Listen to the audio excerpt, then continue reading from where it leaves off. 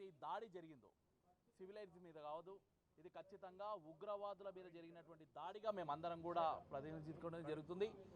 ఏదైతే ఉగ్రవాదులు ఏదైతే భారతదేశం మీద, భారత పౌరుల మీద ఏదైతే దాడి జరిపిరో ఆ రోజు నుంచి కూడా కులాలకు మతాలకు వ్యత్యాసంగా అందరూ కూడా భారతదేశంలో ఉన్నటువంటి పార్టీలన్నీ కూడా కోరుకుంది ఒకటి పాకిస్తాన్ ఏదైతే ఉగ్రవాదులను పెంచి పోషిస్తుందో ఆ ఉగ్రవాదుల పైన దాడి నిర్వహించాలని చెప్పేసి ఏదైతే మనం కోరుకున్నామో అది నరేంద్ర మోడీ గారు త్రివిధ దళాలతోని ఏర్పాటు చేసి ఈరోజు సాకారం చేసుకోవడం జరిగింది.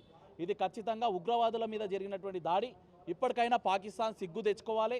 ఉగ్రవాదులను ప్రేరేపించడం కాదు, ఉగ్రవాదులని పెంచి పోషించడం కాదు, ఉగ్రవాదుల యొక్క వినాశనాన్ని కోరుకునే ప్రయత్నం ఈరోజు పాకిస్తాన్ చెయ్యాలి. ఇప్పటికైనా ఆ భగవంతుడు వాళ్ళకి ఆ బుద్ధిని ఇవ్వాలని చెప్పేసి ఈరోజు మేమందరం కూడా కోరుకోవడం జరుగుతుంది. ఇప్పటికీ కూడా సిగ్గుమాలినటువంటి పని ఏదైతే ఎల్ఓసి దగ్గర సిగ్గుమాలినటువంటి పని, ఇక్కడ మనం ఉగ్రవాదుల మీద మనం దాడి చేస్తా ఉన్నాం, ఉగ్రవాదులని నశింపజేయాలని చెప్పి మనం ప్రయత్నాలు చేస్తుంటే సామాన్యమైనటువంటి ప్రజల మీద దాడి చేస్తుంది పాకిస్తాన్ ఆర్మీ.